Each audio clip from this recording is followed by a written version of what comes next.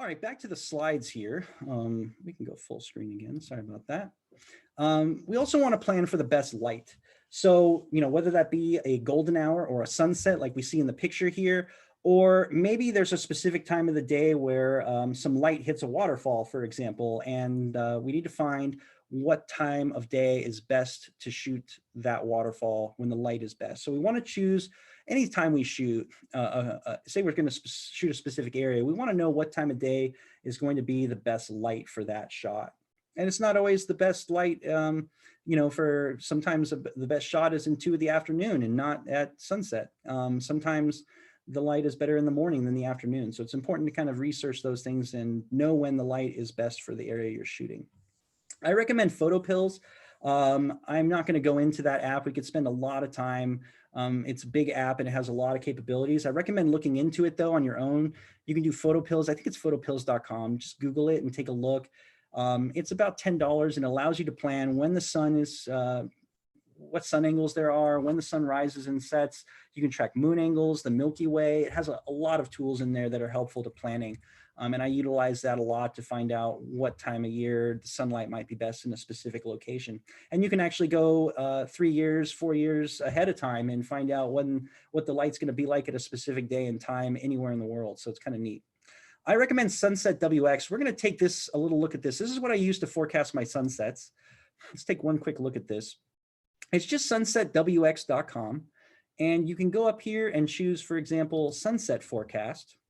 And the way that this works is it's basically a heat map where reds is a good sunset, blues is a bad sunset. It's a little funny to look up here at the times, but you'll have to choose the appropriate time zone you're in and no military time. So for me, here on the West Coast, I know that the sun sets at 1800 hours. So I want to find the forecast hour here that gives me 1800 hours. And here's what our sunset looked like today.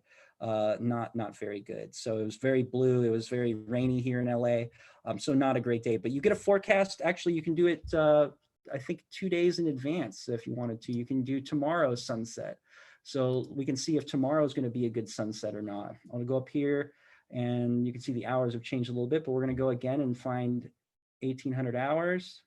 And we can see that sunset's not going to be great tomorrow either as of now.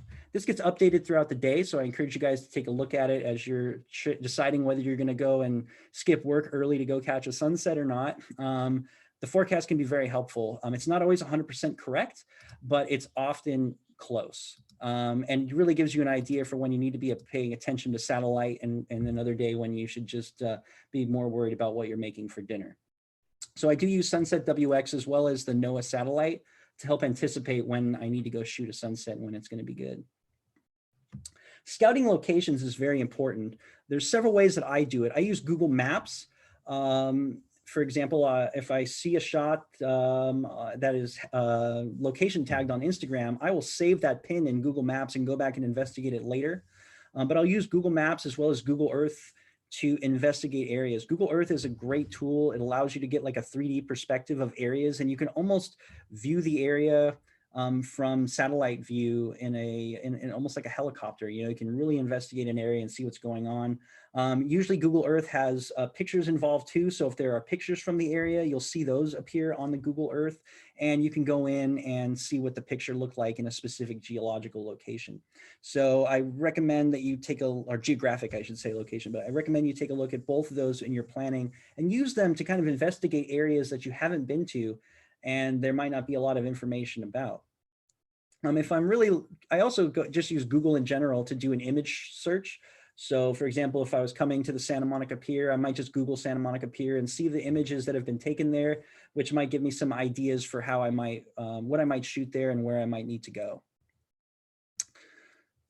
The last one I wanted to talk about was reaching out to locals. So if you're traveling, it's always a good idea to find a local to hopefully show you around and put you in the right spots. If they're nice enough, occasionally you'll find someone that'll give you a photo tour for free and they're a nice person.